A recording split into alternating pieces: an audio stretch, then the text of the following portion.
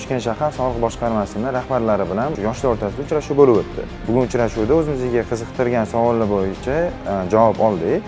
Men o'zim tadbirkorlikka qiziqaman. Tadbirkorlik bilan shug'ullanayotgan yoshlik imtiyozli bor ekan. O'zimning zapchast do'konim bor. Shuni endi kengaytirish bo'yicha soliqdan o'zimga kerak bo'ladigan qiziqtirgan savollarga javob oldim. Kelajakda biznesimni rivojlantirish uchun qaysi yo'lda yurishim kerak, qanaqa bilimlarni o'zlashtirishim kerak, qanaqa qoidalarga amal qilishim kerak, qanaqa xatolik qilmasligim kerakligi haqida bugungi uchrashuvda batafsil ma'lumot oldim.